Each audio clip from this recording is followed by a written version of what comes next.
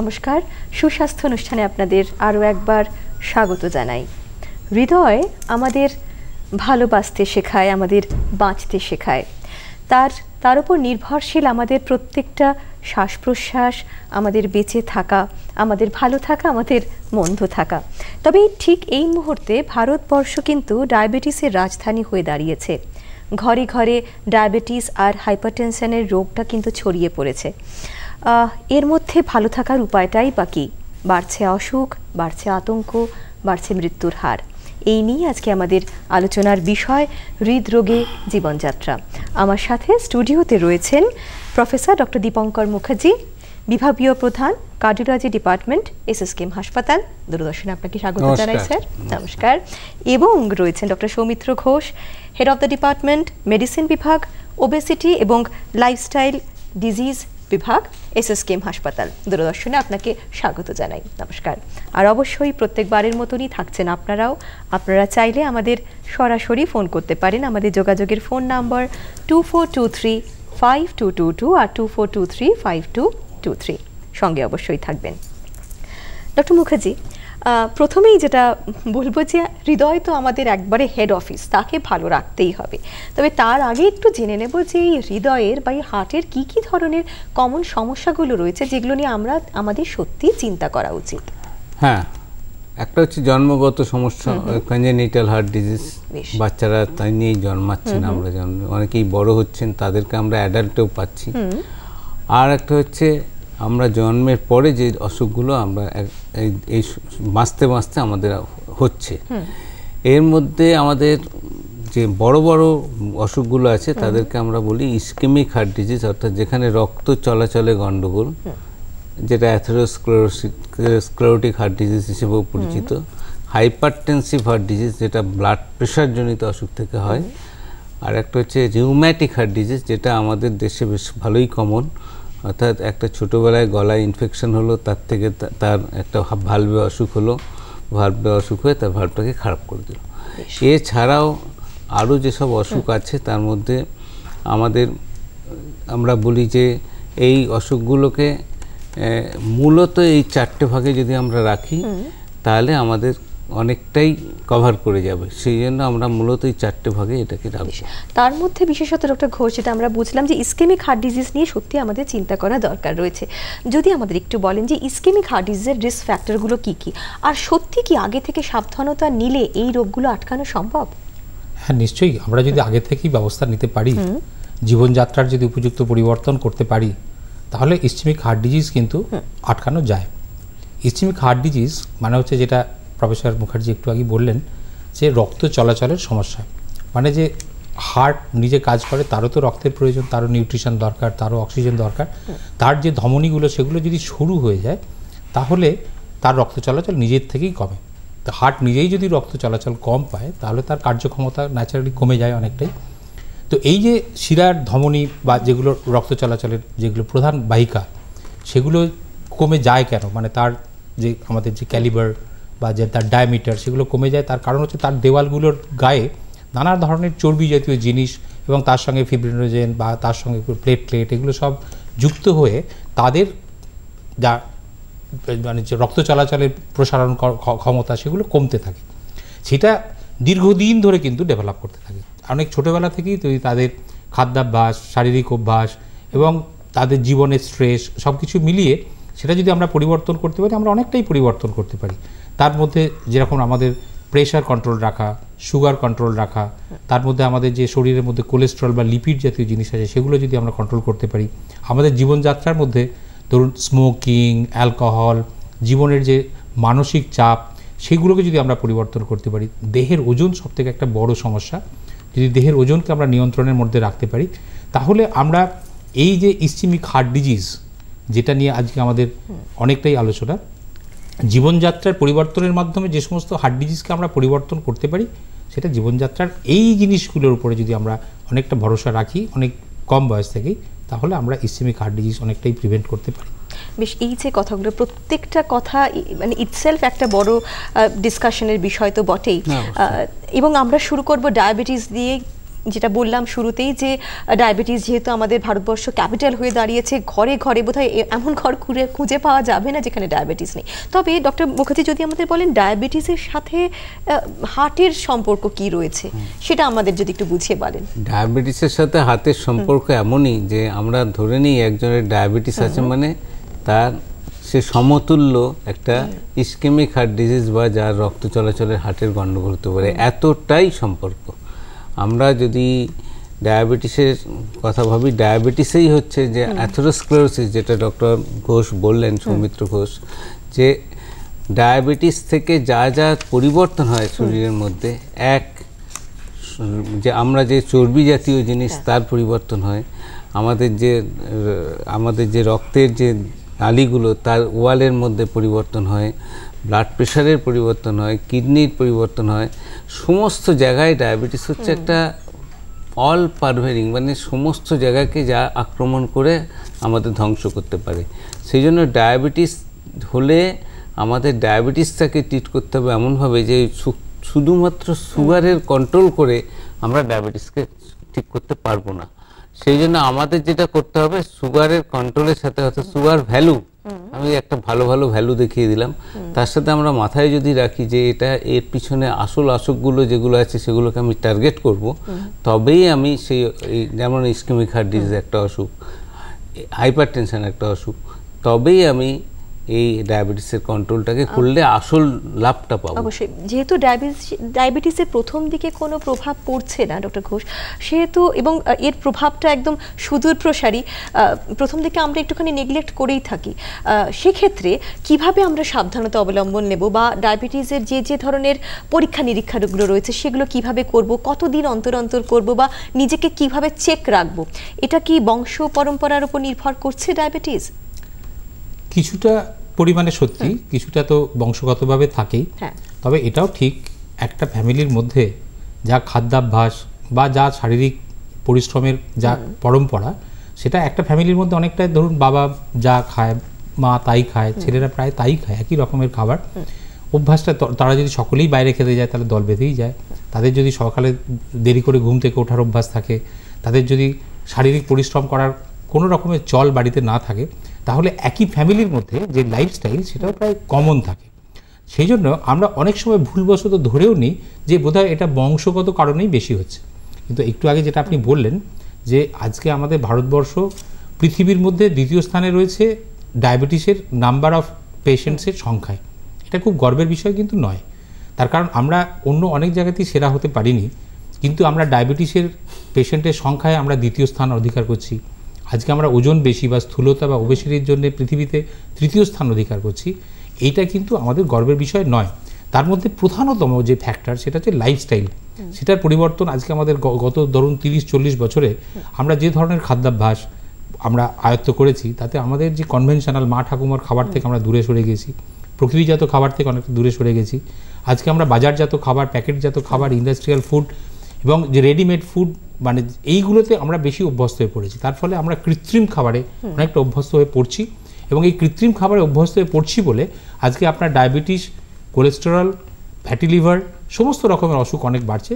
Pressure তার মধ্যে একটা অন্যতম, এবং ইসচেমিক হার্ট ডিজিজ যেটা আপনি বললেন, যেটা একটু আগেই আমাদের প্রফেসর মুখার্জিও বলছিলেন যে সুগার থাকলে আমাদের শিরার ক্ষতি অনেকটা বেশি পরিমাণে হচ্ছে। আমরা যদি একটা সহজ উদাহরণ নিই, ধরুন একটা জল আমরা যদি ফেলে দিই তাহলে সেটা সহজে গড়িয়ে যায়, কিন্তু একটু ঘন মিষ্টির রস বা একটু মধু যদি আমরা ফেলে দিই তাহলে কিন্তু সে সহজে গড়াতে পারে না। দুটোর মধ্যে গুণগত তফাৎ একটাই, একটার মধ্যে চিনির ভাগ বেশি আছে।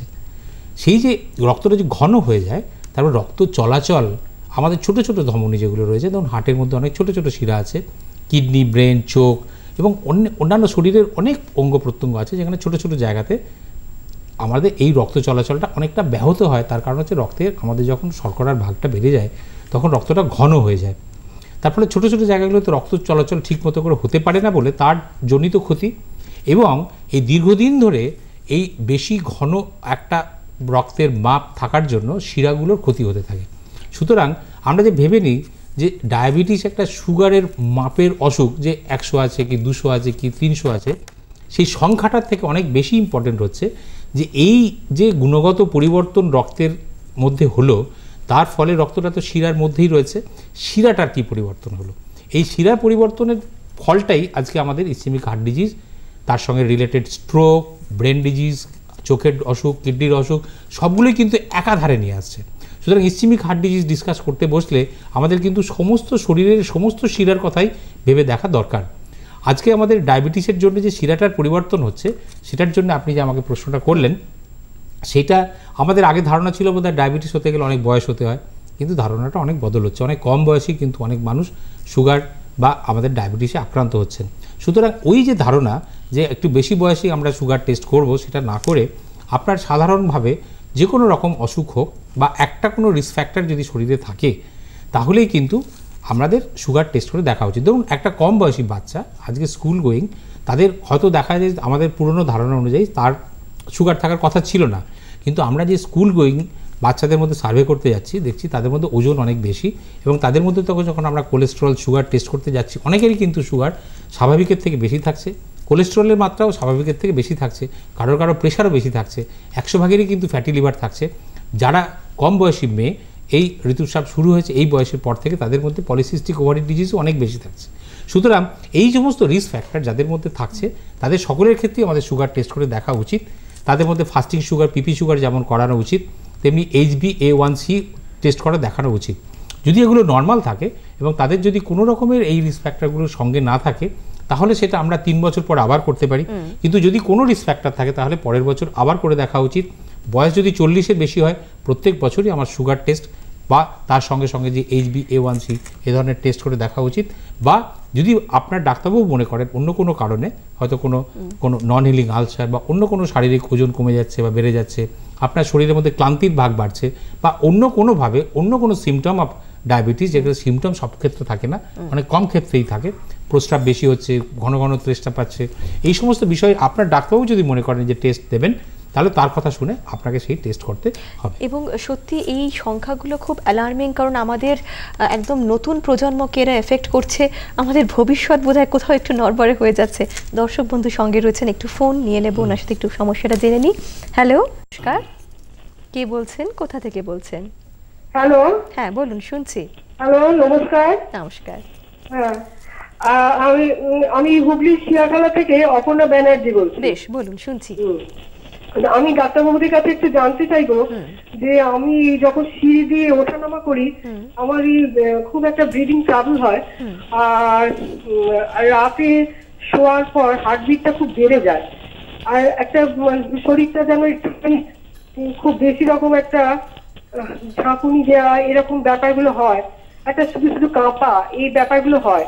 তা আমি ওইটাই জানতে চাইছি যে এটা কি থেকে হয়। বেশ, আপনার বয়সটা যদি বলেন, বা আপনার এই ধরনের কোনো সমস্যা যদি আর আছে কিনা, ডায়াবেটিস, হাইপারটেনশন, সম্ভবত যোগাযোগ বিচ্ছিন্ন হয়েছে। ডক্টর মুখার্জি, এই সমস্যার সমাধান আসলে ওনাকে আমাদের দেখতে হবে, ওনার বয়স কত সেরকমভাবে আপনাকে ভাবতে হবে, উনি কতটা স্থূলতার মধ্যে ভুগছেন।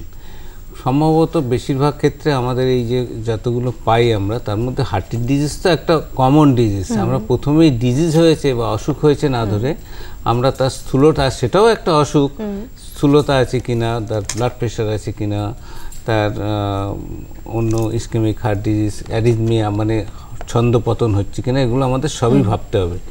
এই সিমটম যেটা উনি বলছেন, এটা একটা অ্যালার্মিং সিমটম, এটা একটা অ্যালার্ম বাজিয়েছে ওনাকে। ওনাকে দেখা দরকার, আমাদের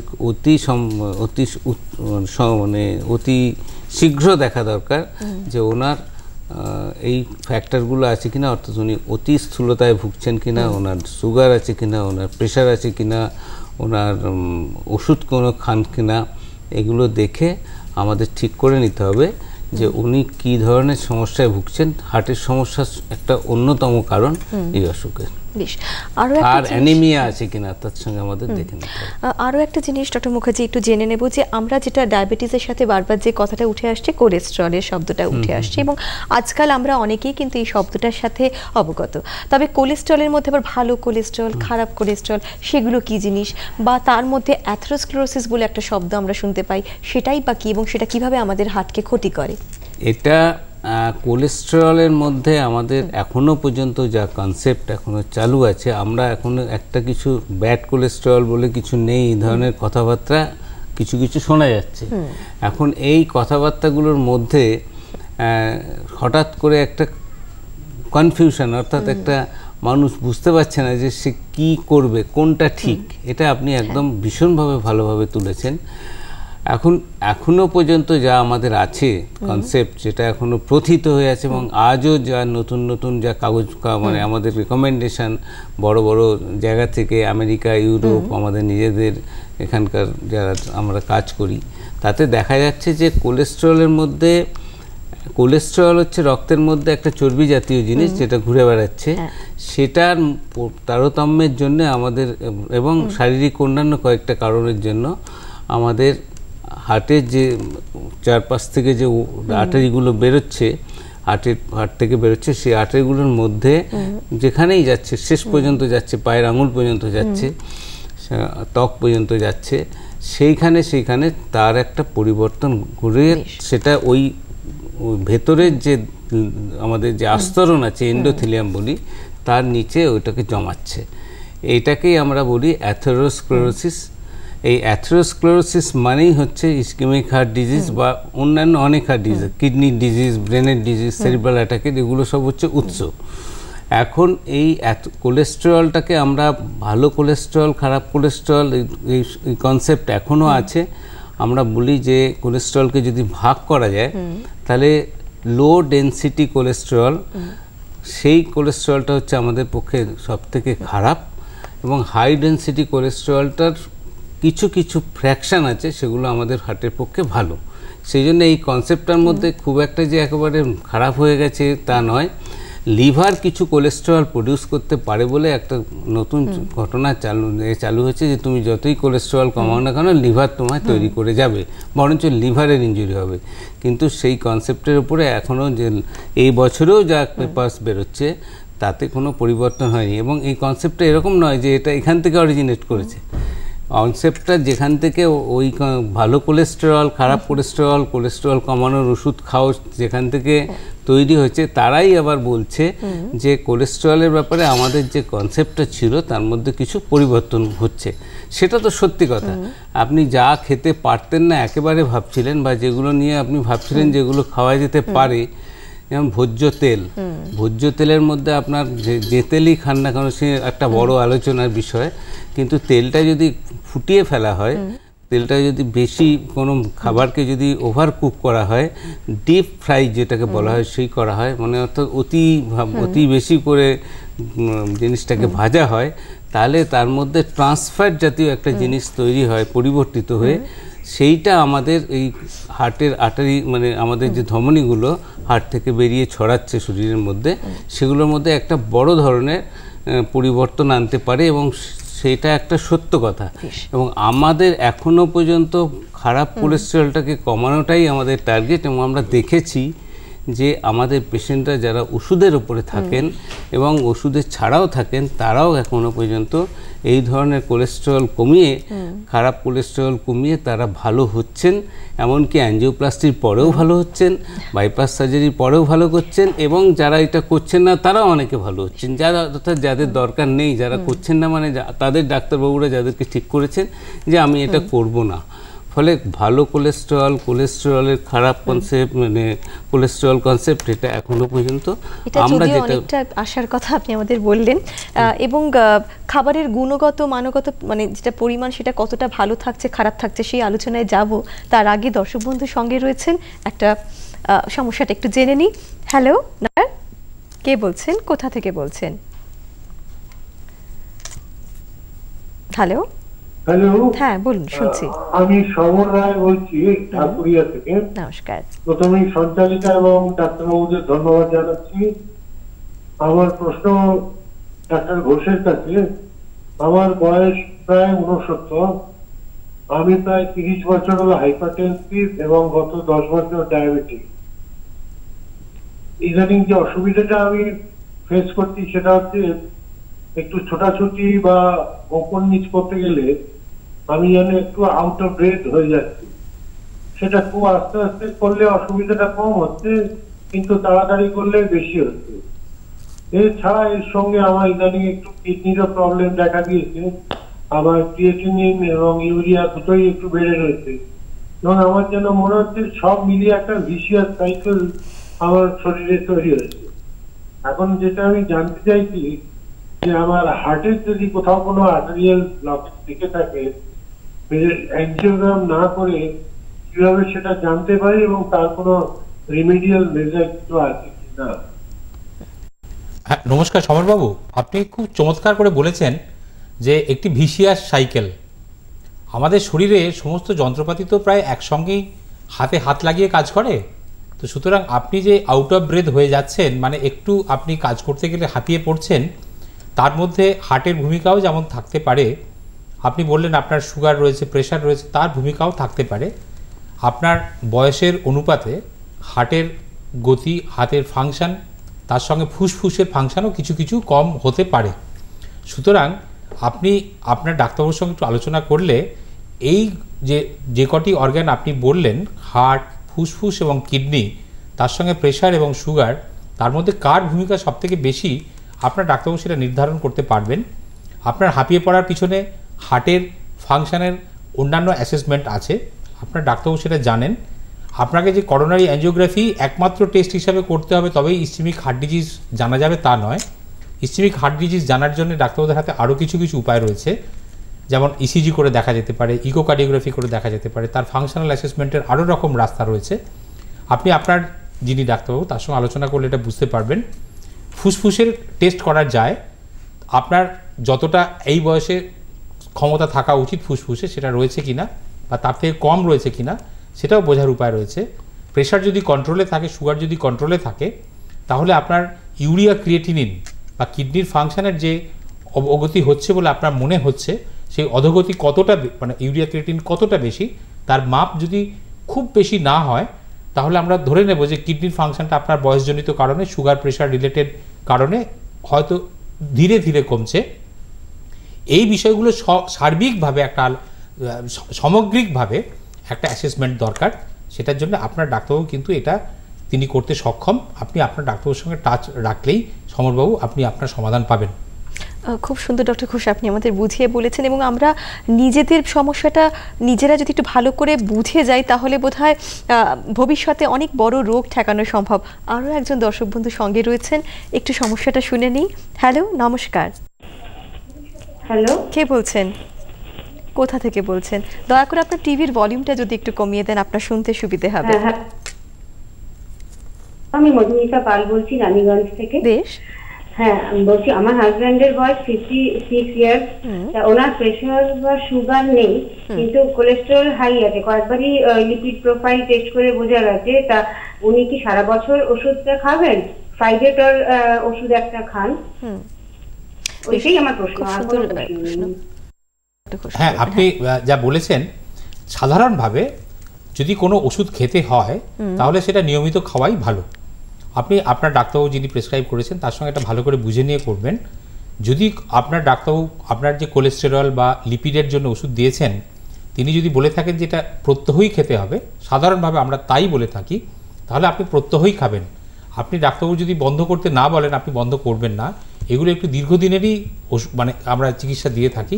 সুগার, প্রেশার, কোলেস্টেরল, এ ধরনের যেগুলো ক্রনিক অসুখ আছে সেগুলো শুধু সাধারণভাবে অন্যান্য জ্বর জ্বালার যেরকম 5-7 দিন ওষুধ বা 1 মাসের ওষুধ, বা অন্যান্য ইনফেকশনের ক্ষেত্রে যেমন কয়েক মাসের ওষুধ হতে পারে, কয়েক সপ্তাহের ওষুধ হতে পারে, কিন্তু এই ধরনের ডিজিজগুলো সাধারণত ক্রনিক এবং এটা দীর্ঘদিনের ব্যবহারের ফলেই আপনি আপনার যে উদ্দেশ্য থাকে যে হার্ট ডিজিজটা আটকানো বা আরও 5টা রকমের স্ট্রোক আটকানো, আপনার আরও যে বেনিফিটগুলো সেগুলো অনেক ধীরে এবং অনেক দীর্ঘমেয়াদী। সুতরাং এটা আপনি দুম করে বন্ধ করবেন না, অনিয়মিত করবেন না। যেটা একটু আগেই আমাদের সঞ্চালিকা বলছিলেন যে দায়িত্ব কিন্তু আপনার বুঝে নিতে হবে ভালো করে। আপনার ডাক্তারবাবু শুধু আপনাকে গাইড করেন, কিন্তু আপনার স্বাস্থ্যের দায়িত্ব প্রধানত আপনার, সেজন্য কোনটা করলে ভালো, জীবনযাত্রার কোন দিকটার কারেকশান করলে আপনার দীর্ঘমেয়াদী লাভ হবে, আপনি শুধু হার্ট, কিডনি, ব্রেন নয়, অন্যান্য সুগার, প্রেশার, কোলেস্টেরলের দীর্ঘমেয়াদী উপকার পাবেন, সেটা ভালো করে বুঝে নিয়ে সার্বিকভাবে যদি আপনি আপনার জীবনযাত্রায় সেটা প্রতিফলিত করতে পারেন, তবেই কিন্তু আপনি লাভবান হবেন। আদারওয়াইজ ডাক্তারবাবুর কাছে এসে একটা 10-15 মিনিটের আলোচনা করে চলে গেলেন, আর তারপর আপনি আপনার স্বাস্থ্যের দায়িত্ব আপনি নিজে নিলেন না, বা বুঝে নেওয়ার দায়িত্ব যে কোনটাতে আপনার লাভ, কোনটাতে আপনার ক্ষতি, তাহলে কিন্তু আপনি দীর্ঘমেয়াদী লাভ পাবেন না। এটা একদমই ঠিক বলেছেন। যেহেতু জীবনযাত্রার ফলটা আমরা একটু দেরি করে পাই, ইমিডিয়েটলি কোনো রেজাল্ট পাওয়া হয় না, এবং স্বাভাবিকভাবে আমরা পেশেন্ট হিসেবে অনেক সময় রুটিনটার মধ্যে এই যে আপনার কাছে ধৈর্য হারিয়ে ফেলি, এবং কত তাড়াতাড়ি ভালো হব এবং কখন আবার নর্মাল লাইফে ফিরে যাব, সেই একটা চিন্তা থেকেই থাকে। সেক্ষেত্রে ডক্টর মুখার্জি, আমরা যেহেতু ডায়াবেটিস নিয়ে আলোচনা করলাম, এরপরে তার সাথে আর একটা মানে সমস্যা হাইপারটেনশন রয়েছে। হাইপারটেনশনের সাথে হার্টের অসুখের কি সম্পর্ক, বা তার সাথে স্ট্রোক হলে হার্টের অসুখের কি সম্পর্ক, সেগুলো যদি আমাদের একটু বুঝিয়ে বলেন। হাইপারটেনশন তো একটা জ্বলন্ত সমস্যা। প্রকৃতপক্ষে হাইপারটেনশনকে হার্টের অসুখের প্রধান কারণ হিসেবেই ধরা হয়। ডায়াবেটিস, হাইপারটেনশন এই দুটো হচ্ছে প্রধান শত্রু। কে প্রধান আর কে প্রধান নয় এই নিয়ে মারামারি হতে পারে, কিন্তু হাইপারটেনশনকে এখনও লিডিং কজ, এবং সেরিব্রাল অ্যাটাকের একদম বেশিরভাগ কারণই হচ্ছে হাইপারটেনশন। তাই জন্য হাইপারটেনশন মানে হচ্ছে আমার বয়সের তুলনায় আমার যা ব্লাড প্রেশার থাকা উচিত তার থেকে বেশি থাকাই হচ্ছে হাইপারটেনশন। আগে আমরা যেভাবে ভাবছিলাম যে হাইপারটেনশন মানে 140/140 আর নিচে 80, অর্থাৎ উপরের প্রেশার 140, নিচের প্রেশার 90, এর বেশি হলে হাইপারটেনশন, এখন সেই কনসেপ্টও পাল্টে যাচ্ছে। এখন আমরা পরিষ্কারভাবে বলছি যে 130 আর 80 নিচে না থাকলে তাকে ওষুধে ওইখানে না আনতে পারলে চিকিৎসাই হচ্ছে না, এবং 120 থেকে 130 বা 80 থেকে 90 এই জায়গাটাকে আমাদের হাইপারটেনশনের মধ্যে এসে গেছে। ফলে হাইপারটেনশনের পেশেন্টের সংখ্যা আরও বেড়ে গেছে। এবার হাইপারটেনশনের সাথে হার্টের অসুখের সম্পর্ক কি? হাইপারটেনশন হার্টের উপর একটা চাপ ক্রিয়েট করে, সেটা স্বাভাবিক ব্যাপার। হার্ট তার এগেনস্টে কাজ করছে, সেই প্রেশারের এগেনস্টে, ফলে হার্টটা মাসেলগুলো মোটা হচ্ছে, এবং হার্ট যখন এক্সট্রা কাজ করছে তখন তার আর্টারিগুলোতেও সেই এক্সট্রা কাজের মানে ভার বহন করতে হচ্ছে, ফলে আর্টারিগুলোকেও এক্সট্রা কাজ করতে হচ্ছে, আর্টারিগুলোর উপরে আমরা বলি ওয়াল স্ট্রেস, এইগুলো বাড়ছে। এবং তার সাথে যেটা হচ্ছে সেটা হচ্ছে যে ব্রেনের আর্টারিতেও এই প্রবলেমটা হচ্ছে। ফলে হার্ট ডিজিজ এবং ব্রেন ডিজিজ এবং কিডনি ডিজিজ এবং চোখের হঠাৎ করে অন্ধত্ব, এই 4টে অসুখ হচ্ছে হাইপারটেনশনের সাথে ভীষণভাবে রিলেটেড।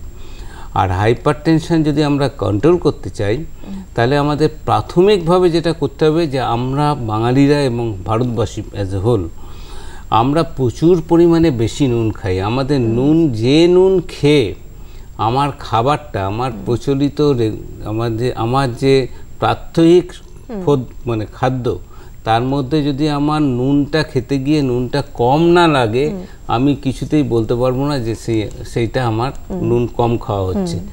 অনেকের ধারণা যে আমি পাতে নুন খাই না, মুড়ি খেয়ে যাচ্ছেন ইত্যাদি ইত্যাদি, বা ভুজিয়া খেয়ে যাচ্ছেন।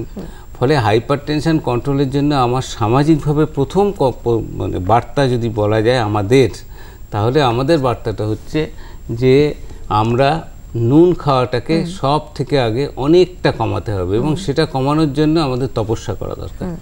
এছাড়া লাইফস্টাইলের সাথে হাইপারটেনশন ভীষণভাবে জড়িত।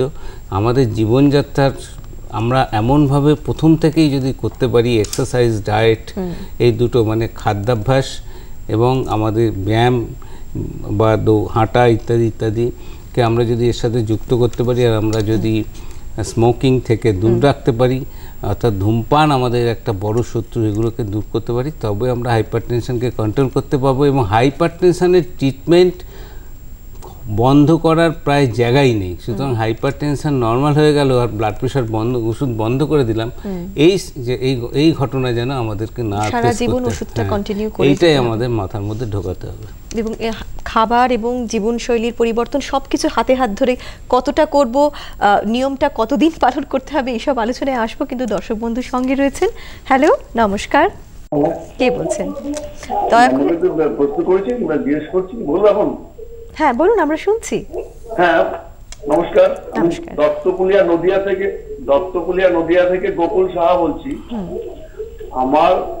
আমি একটা হার্টের পেশেন্ট 6 সাল থেকে, কিন্তু ব্যথা তো প্রচুর আছেই, কিন্তু আমি মাঝে একটা অ্যাক্সিডেন্ট হওয়ার পরে শ্বাসকষ্ট হচ্ছে নতুন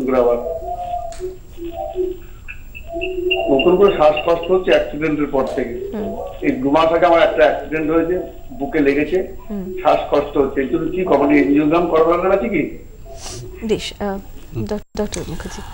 আপনি খুব একটা খারাপ কন্ডিশনের মধ্যে যেতে পারেন। আপনার এই যে আঘাত লেগেছে, এটা যদি বুকের মধ্যে লাগে, আপনার যে বক্ষ গহ্বর, অর্থাৎ আমরা চেস্ট ক্যাভিটি বলি, চেস্ট ওয়াল, চেস্ট ক্যাভিটিতে ইনজুরি হয়ে থাকতে পারে, তার জন্য উনি শ্বাসকষ্ট ভুগতে পারেন।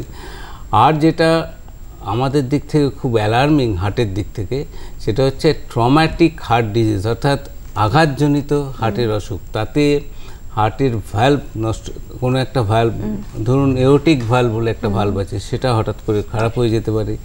এওটিক ভালভের পাশে যে সমস্ত স্ট্রাকচার আছে সেগুলোর মধ্যে পরিবর্তন ঘটতে পারে। তাছাড়া ওনার ক্ষেত্রে হার্টের চারদিকে যে ওয়ালটা আছে সেটাতে রাপচারের একটা হয়ে সেমি কন্ডিশন, একটা সিউডো অ্যানিউরিজম ফর্মেশন হয়ে থাকতে পারে। এবং উনি ওনার যে তার চারদিকে যে হার্টের চারদিকে যে জালি, মানে যে একটা আচ্ছাদন আছে, আমরা পেরিকার্ডিয়াম বলি আচ্ছাদনটাকে, তার মধ্যে রক্ত জমে থাকতে পারে। সুতরাং উনি যে সরাসরি অ্যাঞ্জিওগ্রাম করে ওর থেকে উদ্ধার পাবেন, এটা ওনার ডায়াগনোসিস হবে, তা না করে উনি ওনার লোকাল যে ডাক্তারবাবু তার সাথে যোগাযোগ করে ইনভেস্টিগেশন না করে হঠাৎ করে যেন অ্যাঞ্জিওগ্রাফি না করতে যান। এটাই আপনার পক্ষে অ্যাঞ্জিওগ্রাফি করাটা একমাত্র পরীক্ষা নয়, আপনার ক্ষেত্রে একটা সামান্য এক্সরে করাটাও পরীক্ষা। তার থেকে বড় কথা আপনার ক্ষেত্রে আপনার ডাক্তারবাবুকে দিয়ে দেখানোটা হচ্ছে সব থেকে বড় প্রাথমিক কাজ। এই সামান্য চোটগুলো অনেক সময় অনেক বড় আকার ধারণ করতে পারে, যেটা আমরা আরেকটা আলোচনায় যাব ডক্টর ঘোষ, যে বলা যেতে পারে যে আজকাল আমরা এতটাই যান্ত্রিক জীবনের উপর নির্ভরশীল হয়ে গেছি, এবং তার একটা যে শিল্পায়নের অভিশাপ হিসেবে স্থূলকার ব্যাপারটা আমরা বারবার আলোচনা করছি। আমাদের যদি আরও একটু ভালো করে বুঝিয়ে বলেন যে ওবেসিটির সাথে হার্টের অসুখের কি কি সম্পর্ক রয়েছে, বা আমরা এর হাত থেকে পরিত্রাণ পাবই বা কী করে? আপনি এটা অত্যন্ত গুরুত্বপূর্ণ একটি প্রসঙ্গ তুলেছেন। ওবেসিটি আজকে একটা মানব সভ্যতার কাছে একটা বলা যেতে পারে যে অভিশাপ হয়ে দাঁড়িয়ে গেছে। পৃথিবী জুড়ে এই সমস্যা একদম ভয়াবহ আকার ধারণ করেছে। উন্নত দেশগুলোতে প্রায় 40 থেকে 50% মানুষ ওবেসিটিতে ভুগছেন, এবং যে ভারতবর্ষে আমরা ভাবতাম যে অপুষ্টি বোধহয় প্রধান সমস্যা, সেখানেও আমরা দেখতে পাচ্ছি প্রায় 25 থেকে 30% মানুষ কিন্তু ওবেসিটিতে ভুগছেন।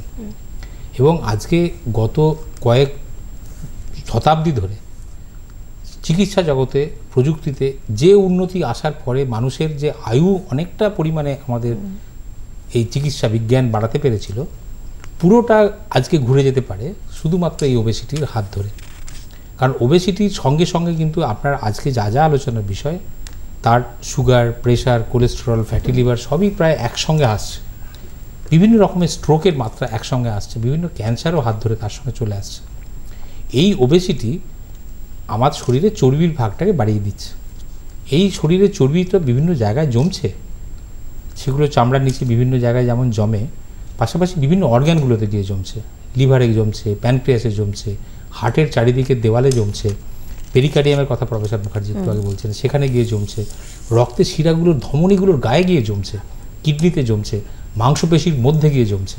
তার ফলে এই যে বিভিন্ন রকমের যন্ত্রপাতি নিয়েই তো আমাদের শরীর, প্রত্যেকটা যন্ত্রপাতি কিন্তু তাদের কার্যক্ষমতা হারাচ্ছে। ধরুন শিরাগুলোর গায়ে যদি এই চর্বি গিয়ে জমে তাহলে শিরাগুলো, যেটা ইসচেমিক হার্ট ডিজিজ আমরা ডিসকাস করছিলাম, সবথেকে আগে তার প্রকোপটা সেখানে গিয়ে পড়ে। লিভারের গায়ে যদি পড়ে তাহলে লিভার ভুল কোলেস্টেরল তৈরি করে, ভুলভাবে তার মানে যে সুগার কন্ট্রোল করার জন্য যে লিভারের বিরাট ভূমিকা রয়েছে সেটা সে পালন করতে না পারার ফলে সে কোলেস্টেরল এবং সুগার দুটোরই অসুখে পড়ছে। আজকে ফ্যাটি লিভার একটা হার্টের অসুখেরও বড় কারণ। প্যানক্রিয়াসে গিয়ে যখন জমছে আমার সুগারের মাত্রাটা অনেক বেড়ে যাচ্ছে। মাসেলের মধ্যে যখন জমছে আমাদের যে ক্রিয়া বিক্রিয়া সে তো মাসেলের উপর নির্ভর করেই হয়। তো সুতরাং আমাদের যা খাই মাসেল সেটাকে ইউজ করতে হবে, ইউজ করতে পারে না ঠিক মতো করে, তার ফলে আমাদের সুগারের মাত্রাটা অনেক পরিমাণে বেড়ে যাচ্ছে। তো সুতরাং আজকে ওবেসিটি যদি বাড়ে, শুধু আমার শরীরের ওজন বাড়লো তার জন্য কিছু যান্ত্রিক অসুবিধা হলো সেটা নয়, অনেকগুলো অসুখ একসঙ্গে এসে পড়ছে। এই একসঙ্গে এতগুলো অসুখের প্রত্যেকটির প্রভাব পড়ছে এই হার্ট ডিজিজের উপরে, যেটা ইসচেমিক হার্ট ডিজিজ আমরা আলোচনা করছি। তার প্রধানতম উৎস হচ্ছে আজকে এই ওবেসিটি। যদি আজকে এটা থেকে বেরোতে হয়, হার্টের অসুখকে যদি আমাদের ঠিক মতো করে কন্ট্রোল করতে হয়, মানুষকে দীর্ঘ সুস্থ জীবন দিতে হয়, তাহলে কিন্তু তার শরীরের ওজন একটা পারফেক্ট মাপের মধ্যেই ফেলার দরকার। এবং আপনি যেটা ইম্পর্টেন্ট বললেন যে গত কয়েক দশকের মধ্যে জীবনযাত্রায় যে পরিবর্তন হয়েছে, আমাদের কর্মক্ষমতা যা ছিল সেটা অনেকটাই আমরা টেবিল চেয়ারে বসে কাজ করছি, বিভিন্ন রকম মোবাইল বা এই যে স্ক্রিন টেলিভিশনের সামনে বসে, কম্পিউটারের সামনে বসে আমাদের জীবন অনেকটাই চলে যাচ্ছে। বিভিন্ন ধরনের জীবিকা এসছে, আইটি সেক্টর থেকে শুরু করে বিভিন্ন রকমের টেবিল ওয়ার্ক যেখানে কম্পিউটার বেসড কাজ চলছে, সেগুলোতে মানুষের পরিশ্রম করার প্রয়োজনটা পড়ছে কম। এবং তার সঙ্গে যে খাদ্যাভ্যাস হচ্ছে, সেই খাদ্যাভ্যাসে আমাদের জীবনের সময় কমে যাওয়ার জন্য আমরা যে প্রকৃতিগত খাবার, আমাদের পুরনো দিনের যে সাবেকি খাবার, সেগুলোকে পরিত্যাগ করে যে যান্ত্রিক খাবার বা ইন্ডাস্ট্রিয়াল ফুড, রেডি ফুড বা প্যাকেটজাত খাবার নিচ্ছি, এই প্যাকেটজাত খাবারের মধ্যে যে সমস্ত অনুকরণগুলো রয়েছে তার মধ্যে এমন কৃত্রিম কতগুলো জিনিস রয়েছে। প্রফেসর মুখার্জি একটু আগেই বলছিলেন ট্রান্সফ্যাটের কথা। বিভিন্ন রকমের কৃত্রিম ফুড আজকে অনেক ট্রান্সফ্যাট ব্যবহার করছে, মিষ্টি জাতীয় খাবার হিসাবে যে ফ্রুক্টোজ ব্যবহার করছে, স্বাদ বাড়ানোর জন্য যে মনোসোডিয়াম গ্লুটামেট ব্যবহার করছে, এরা কিন্তু আমাদের ভয়াবহ রকমের ক্ষতি করে তুলছে। এই ট্রান্সফ্যাট আমাদের শরীরে প্লাস্টিকের মতো, কোনোভাবেই আমাদের শরীর সেটাকে হজম করতে পারে না।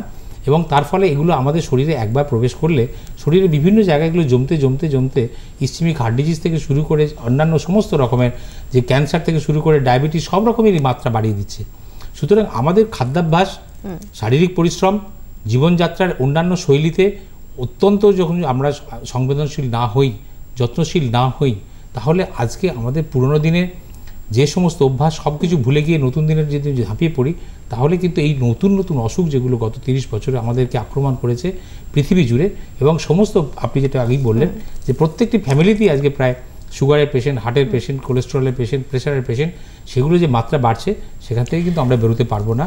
এবং আমাদের দীর্ঘস্থায়ী যে আয়ুর যে সমস্যা, আমরা আয়ুটা যে বাড়াতে পেরেছিলাম, সেগুলো প্রায় ঘুরপথে আবার উল্টো দিকে ফিরে গিয়ে আমাদের আয়ু কমতে বসেছে। এমনও দেখা যাচ্ছে যে বাবা মা সুস্থ আছেন কিন্তু তাদের ছেলেমেয়েরা হার্টের অসুখ, সুগারের অসুখে ভুগছে। সুতরাং একটা রিভার্স প্রক্রিয়াতে আমরা যে যাচ্ছি। এবং এই যে প্রত্যেকটা খাবারের কথা আপনি বললেন, এগুলো দেখতে এত লোভনীয়, এত কালারফুল এবং স্বাদেও মোটামুটি ভালো, আমাদের বাড়ির বাচ্চাদের আটকে রাখাই মুশকিল। সিনেমা হলে গেলে প্রথম জিনিস তারা পপকর্ন আর কোল্ড ড্রিঙ্কসের দিকে হাত বাড়ায়। আরও আলোচনায় যাব, তার আগে দর্শক বন্ধুর একটা ফোন আমরা নিয়ে নেব। হ্যালো, নমস্কার, আপনার সমস্যাটা যদি বলেন। হ্যাঁ, আমি দর্শকপুর থেকে অনিমেষ দাস বলছিলাম। বেশ, আমার বয়স 25 বছর। আর বছরখানেক আগে আমার হাইপার টেনশন, মানে হঠাৎ করে দু একদিনের মধ্যেই সেটা বেড়ে গিয়ে আমার সাইনাস ব্রেডিকার্ডিয়া ধরা পড়েছে। হ্যাঁ, আর বুকে তখন প্রচন্ড ব্যথা হচ্ছিল, আর সাইনাস ব্রেডিকার্ডিয়ার সাথে আমার অ্যারিথমিয়া ধরা পড়েছে। তা এটা কি রিভার্সেবল? বেশ, আপনি শুনতে থাকুন ডক্টর মুখার্জি। খুবই কষ্টকর এত অল্প বয়সে। আপনার মাত্র 24 বছর বয়স, আপনার তো কনসার্ন হওয়ার কথাই।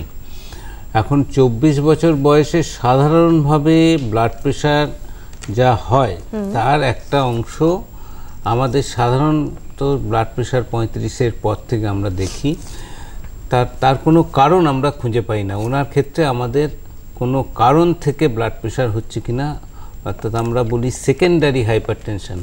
তো সেকেন্ডারি হাইপারটেনশন যখন হয় তখন তার আছে কিনা সেটা প্রমাণ না করে ওনাকে চিকিৎসা করতে গেলে বিভ্রাট করতে পারে। উনি যেটা চাইছেন যে আমি এটার থেকে সম্পূর্ণ পরিত্রাণ পেতে পারি কিনা, সেটার সম্ভাবনা একটা অল্প বয়সের ব্লাড প্রেশার যদি কারো হয় তার কতগুলো সাধারণ কারণ আছে।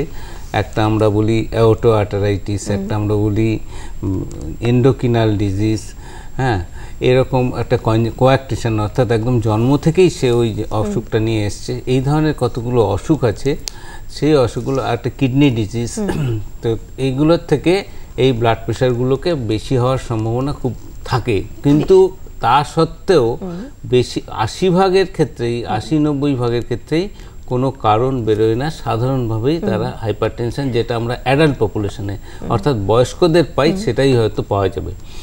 ওনার ক্ষেত্রে ওষুধ খাওয়ার ক্ষেত্রে আমার যেটা বক্তব্য হবে সেটা হচ্ছে যে ওষুধ উনি যেমন খাচ্ছেন সেরকমভাবে ডাক্তারদের পরামর্শে খেয়ে যাবেন, এবং এই যে অ্যারিথমিয়া বা ব্র্যাডিকার্ডিয়া সেগুলোর পেছনে কতটা ওষুধের এফেক্ট আছে সেটাও আমাদের দেখা দরকার। এবং উনি যেটা করতে পারেন সেটা হচ্ছে যে আমাদের অ্যারিথমিয়া ক্লিনিক আছে, আমাদের একটা ক্লিনিক চলে, স্পেশাল ক্লিনিক, যেটাতে কম সংখ্যায় পেশেন্ট আছে বলে পেশেন্টদের দেখাতেও সুবিধা। অর্থাৎ ছন্দ পতন হার্টের হলে আমরা সেখানে আলাদা করে পিজি হসপিটালে আমাদের একটা ক্লিনিক চলে, এটা পিজিতেই একমাত্র কার্ডিওলজি ডিপার্টমেন্টে চলে।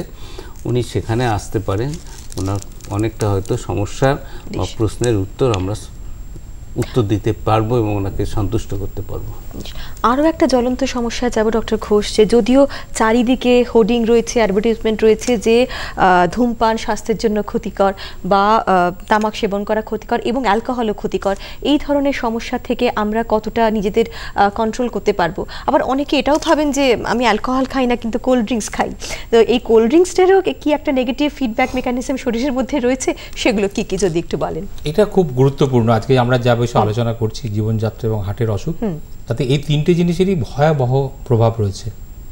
ধূমপান আমাদের ধরুন প্রায় 50-এর দশকের শেষ সময় থেকে আমরা দেখছি ইসচেমিক হার্ট ডিজিজের সঙ্গে একটা গুরুত্বপূর্ণভাবে যুক্ত। আমরা ধূমপান যে কোনো ফর্মেই করুন, আপনি সেই বিড়ি, সিগারেট, তামাকের অন্যান্য নানা রকম রয়েছে, আজকালকার দিন ইলেকট্রনিক সিগারেট রয়েছে, এগুলো সমস্ত রকমভাবে বর্জন যদি না করা যায় তাহলে কিন্তু ischaemic heart disease, hypertension, diabetes কারোরই কোনো উপকার হবে না। একেবারেই না বলতে হবে, শুধু কমানো নয়, কমানোটা কোনো কাজের কথা নয়, না বলাটা একেবারেই, মানে আমরা পেশেন্টদের বলি যে আপনাকে এটা শুধু কমিয়ে কমিয়ে আপনি পারবেন না, সেটা সম্ভব নয়, আপনাকে এটা শূন্য করতে হবে এবং আপনাকে ধূমপান বিরোধী হিসাবে পালন করতে হবে ভূমিকা। আপনার চারিদিকে বন্ধুদের মধ্যে সেই ধূমপান বিরোধী ভূমিকা যদি পালন না করেন, আপনি নিজে কিন্তু ধূমপান বন্ধ করে রাখতে পারবেন না। 2 নম্বর হচ্ছে অ্যালকোহল। একটা ভুল ধারণা অনেক সময়ই চলে, বিজ্ঞানের জগতেও চলে, বোধহয় অ্যালকোহল একটু একটু করে হার্টের বোধহয় উপকার করে, কিন্তু এই ধারণাটা অত্যন্ত ভুল। এবং আমাদের সায়েন্টিফিক ওয়েতে বিজ্ঞানসম্মতভাবে পৃথিবীর সমস্ত কর্নারে এটা একদম প্রমাণিত সত্য যে অ্যালকোহল যে কোনোভাবেই হোক, যে কোনো ফর্মে হোক, যে কোনো অ্যামাউন্টে হোক, যে কোনো মাত্রায়, যে কোনো রকম অ্যালকোহল শরীরের পক্ষে, হার্টের পক্ষে খারাপ, লিভারের পক্ষে খারাপ। সুতরাং অ্যালকোহল আপনাকে সর্বরকমভাবে বর্জন করতে হবে। তার জন্য যত রকমভাবে যুক্তি দিয়েই অ্যালকোহল খাওয়ার নানা রকমের সবাইয়ের একটা করে জাস্টিফিকেশান থাকে, সেগুলো কিন্তু হার্টের পক্ষে ঠিক নয়। কিন্তু সবথেকে গুরুত্বপূর্ণ যে অ্যালকোহলেরও একটা সোশ্যাল ব্যারিয়ার ছিল, কিছু ইনহিবিশন ছিল, বাবা মায়ের সামনে হয়তো ছেলেরা খেত না, কিন্তু কোল্ড ড্রিঙ্কস তারা কিন্তু বাবা মাই তার ছেলেকে কিনে দিচ্ছে এবং তার ছেলে সকলের সামনেই একদম পারিবারিকভাবে বসে বাড়িতে ফ্রিজে জমিয়ে যেভাবে খাচ্ছে। কোল্ড ড্রিঙ্কসের ক্ষতির মাত্রা অ্যালকোহলের থেকে কোনো অংশেই কম নয়, তার নেশার মাত্রা অ্যালকোহলের থেকে কোনো অংশে কম নয়। যদি কোলেস্টেরলের কথা বলেন, সুগারের কথা বলেন, আজকের দিনে গত 30 বছরে যে এই সব অসুখ যে প্রচণ্ড পরিমাণে বেড়েছে, তার মধ্যে সবথেকে প্রধান ভূমিকা পালন করেছে যারা, সে হচ্ছে কিন্তু এই সফট ড্রিঙ্কস বা আপনার সুগার সুইটেন্ড বিভারেজ, বা আপনি যেটাকে কোল্ড ড্রিঙ্কস বলেন, বা যে সমস্ত আমাদের বোতলজাত পানীয় আমরা খাচ্ছি বাজার থেকে কিনে, যে ঠান্ডা পানীয়র নাম করে, সেটা সবথেকে বেশি ক্ষতি করছে এবং তার ক্ষতি করার মাত্রা অ্যালকোহলের থেকে কোনো অংশে কম নয়। এবং অনেক কম বয়স থেকে ছেলেরা এই কোল্ড ড্রিঙ্কসের শিকার হচ্ছে বলে, যেটা একটু আগেই অনিমেষ বাবুও বলছিলেন যে তার 24 বছর বয়সে তিনি একটা লাইফস্টাইল ডিজিজের শিকার।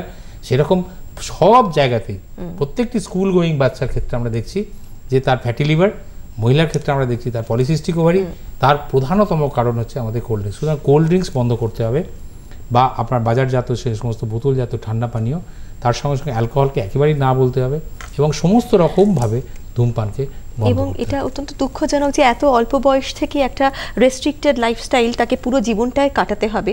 তবে এগুলো আমরা শহরাঞ্চলের আলোচনা করলাম ডক্টর মুখার্জি, এরপর একটু জেনে নেব যে প্রত্যন্ত গ্রামে একজন মানুষ, ধরুন তার সব রকমের সমস্যা রয়েছে, হাইপারটেনশন, সুগার, প্রেশার, যত রকম যা কিছু হওয়া রয়েছে সম্ভব, এবং তার হার্টের রোগ আছে কিনা সে নিজেও জানে না, বা ধরুন জেনে থাকলেও তার কিছু করার নেই, সেক্ষেত্রে সে কি কি ধরনের সাবধানতা নেবে বা কি কি ধরনের ইনভেস্টিগেশনস করবে, কোথায় যাবে, তার জন্য একটুখানি যদি একটু সুবিধাজনক কি হয় বলে। হ্যাঁ, আমাদের স্বাস্থ্য ব্যবস্থায় যে এখনো আমরা একদম তৃণমূল স্তরে এটাকে নিয়ে যেতে চেষ্টা করা হচ্ছে, কিন্তু পারা যায়নি, এটা তো অনস্বীকার্য। এখন সমস্যাটা হচ্ছে গ্রামের মানুষেরও অসুখ হয় এবং গ্রামের মানুষও হার্ট ডিজিজে ভোগে। আমাদের একটা ধারণা ছিল আগে যে গ্রামের মানুষের বুঝি হার্টের অসুখ হয় না, যেটা ডক্টর ঘোষ বলছিলেন। তো গ্রামের মানুষও ভীষণভাবে এখন এই অসুখের দ্বারা আক্রান্ত হচ্ছে। এমনকি গ্রামের যারা যে সমস্ত মানুষ মাঠে ঘাটে কাজ করেন, রাস্তায় কাজ করেন, তারা যে ধরনের খাবার খাচ্ছেন, সেই খাবারগুলো হচ্ছে এমন একটা তেলে ভাজা হচ্ছে, বা যে তেলে বারবার ভাজা হচ্ছে, সেই ধরনের খাবার একটা কম পয়সায় ওনারা পাচ্ছেন এবং ওনারা সেই ধরনের খাবার খেয়ে দেখা যাচ্ছে যে কোনো কারণ না, সিগারেট খান না, বিড়ি খান না, তামাক খান না, স্মোকিং নেই, অ্যালকোহল নেই, পাতলা চেহারা, তাদেরও ক্ষেত্রে এই অসুখটা আমরা শিকার হতে দেখছি। আর যেটা দেখছি যে এটাকে আমরা বন্ধ করব কীভাবে যদি বলতে পারেন, আমার কাছে প্রাথমিকভাবে বক্তব্য হচ্ছে যে সবসময় আমাদের প্রাথমিক স্তর পর্যন্ত কিন্তু স্বাস্থ্যকেন্দ্র আছে এবং সেখানে আমাদের বেশিরভাগ স্বাস্থ্যকেন্দ্রে পশ্চিমবঙ্গে ডাক্তার আছে। পশ্চিমবঙ্গ এমন একটা রাজ্য আমি বলতে পারি যেখানে স্বাস্থ্য ব্যবস্থা এখনও সরকারি ব্যবস্থার মধ্যে একটা উজ্জ্বলতম জায়গা ধরে রেখেছে। সেই অবস্থায় আমরা বলবো ওনাকে যেতে। উনি যেটা করবেন পরীক্ষা, সেগুলো হচ্ছে সাধারণভাবে পরীক্ষা যদি করতে চান তাহলে ওনার সুগার পরীক্ষা করা উচিত, ওনার কোলেস্টেরল পরীক্ষা করা উচিত। এই দুটো হচ্ছে হার্টের ডিজিজের থেকে আমি বলবো যে মিনিমাম মানে সব থেকে ন্যূনতম কাজ। ইসিজি বা অন্যান্য যে সমস্ত ইনভেস্টিগেশন এই গ্রামের মানুষের পক্ষে হয়তো ইমিডিয়েটলি করা সম্ভব নয়, কিন্তু এখন গ্রামাঞ্চলে আমার যা ধারণা, আমি নিজে একদম পুরুলিয়ার প্রত্যন্ত জায়গায় কাজ করে এসেছি, তাতে মানুষ যদি একটু সচেতন হন তাহলে ওনার জীবনযাত্রায় যদি আমরা যেটা বললাম সেটা করেন, তাহলে আমরা ওনাকে এই অসুখগুলো থেকে অনেকটা মুক্ত করব। এটা অনেকেই উপকৃত হবেন, এত সুন্দরভাবে সরলভাবে আপনি আমাদের বুঝিয়ে দিলেন। দর্শক বন্ধু সঙ্গে রয়েছেন। হ্যালো, নমস্কার, কে বলছেন, কোথা থেকে বলছেন? হ্যালো, নমস্কার। হ্যাঁ ম্যাডাম, আমি বলছি আমার সমস্যাটা হচ্ছে ডক্টরের কাছে। হ্যালো, শুনতে পাচ্ছেন? আমরা শুনতে পাচ্ছি, বলুন। আচ্ছা, আমার সমস্যাটা হচ্ছে যে আমার হাই প্রেশার, 36 ইয়ার বয়স, ঠিক আছে? আমি নদিয়া কৃষ্ণনগর থেকে বলছি, রাজমুল হোদা।